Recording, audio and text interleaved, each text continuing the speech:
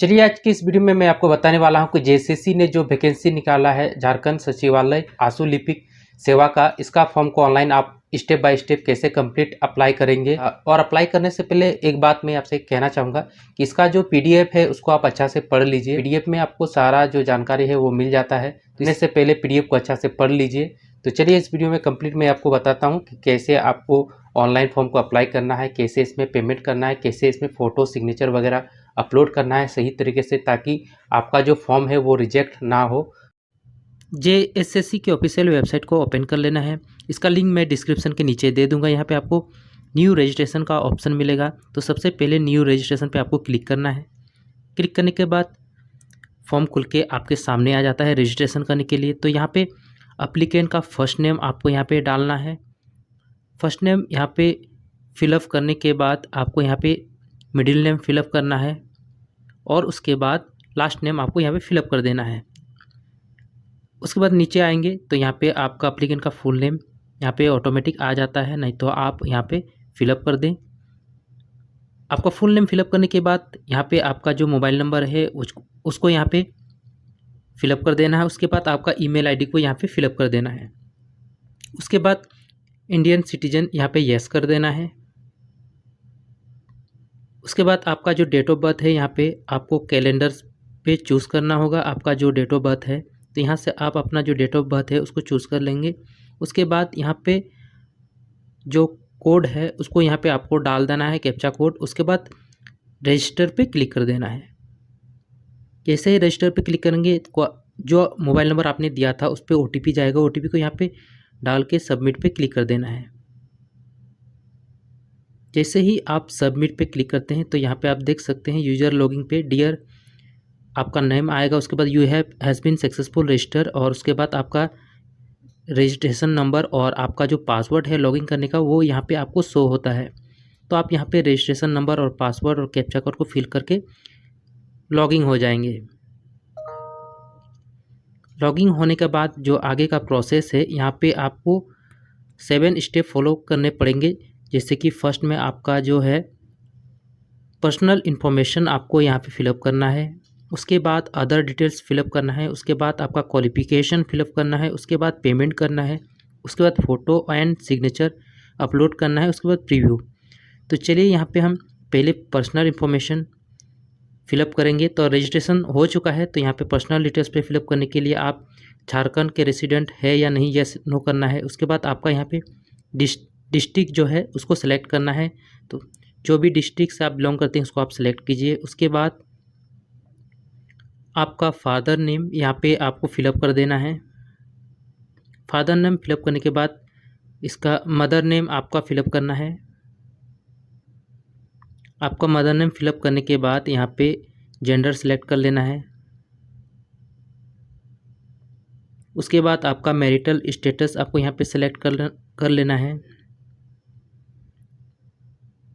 उसके बाद आधार कार्ड का जो नंबर है उसको यहाँ पे आपको फिलअप कर देना है। और सेलेक्ट पेपर सेकंड लैंग्वेज, तो सेकंड लैंग्वेज कौन सा पेपर आप देना चाहते हैं तो यहाँ से आप उसको चूज़ कर लेंगे।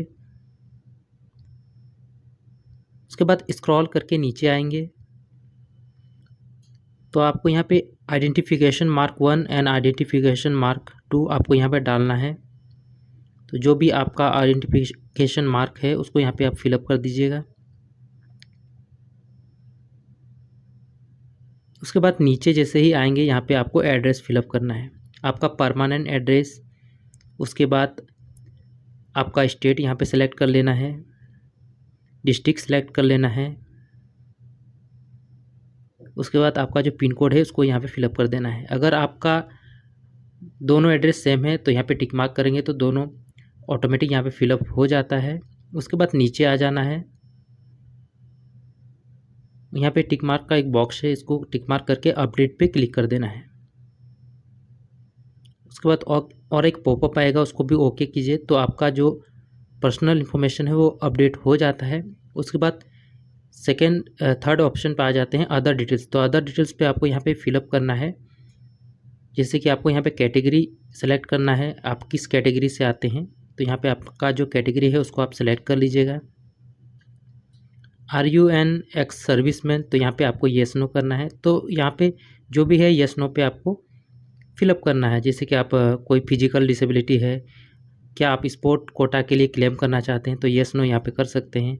क्या आप प्रिमिटिव ट्राइब ग्रुप से आते हैं, तो यहाँ पे आप येस नो कर सकते हैं। उसके बाद आपका date of birth automatic fill up हो जाता है पहले ही। तो यहाँ पे टिक मार्क का बॉक्स है, उसको क्लिक करने के बाद आप अपडेट पे फिर से क्लिक करेंगे। उसके बाद फिर पॉपअप आएगा, तो उसको आप ओके करते जाइएगा। उसके बाद सक्सेसफुली अपडेट हो चुका है। अब यहाँ पे आपका जो क्वालिफिकेशन है उसको यहाँ पे आपको फिलअप करना है। जैसे कि आप 10th कौन सा स्कूल यूनिवर्सिटी से किए हैं, बोर्ड का name, passing year, total mark कितना है, उसमें से आपको कितना मिला है, और परसेंटेज जो है वो ऑटोमेटिक आपको फिलअप हो जाता है। इसी तरह से ही 12th का और ग्रेजुएशन का जो है आपको फिलअप करना है। उसके बाद आपको सब्जेक्ट भी यहाँ पे फिलअप करना है। सारा कुछ फिलअप करने के बाद यहाँ पे टिक मार्क बॉक्स पे क्लिक करना है। उसके बाद सबमिट पे क्लिक कर देना है।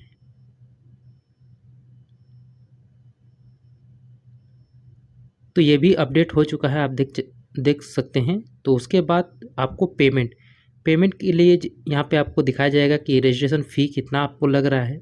उसके बाद पेंडिंग, तो आपको यहाँ पे 24 आवर्स आपको वेट कर लेना है। उसके बाद आपको पेमेंट का ऑप्शन मिलेगा। तो पेमेंट का ऑप्शन मिलने के बाद आपको पेमेंट कर दीजिए नेट बैंकिंग या फ़ोनपे वगैरह से। उसके बाद पेमेंट करने के बाद जो 6 ऑप्शन है प्रोसीड कर दीजिएगा। उसके बाद जो 6 ऑप्शन है आपको फ़ोटो एंड सिग्नेचर अपलोड करना है।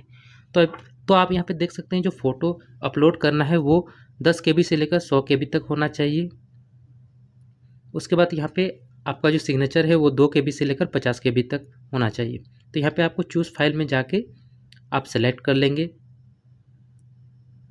कौन सा लोकेशन पे आपने फ़ोटो रखा है। तो फ़ोटो को यहाँ पे आप अपलोड कर दीजिएगा, चूज़ करके अपलोड कर दीजिएगा। सेम प्रोसेस से आपका जो सिग्नेचर है उसको भी अपलोड कर दीजिएगा।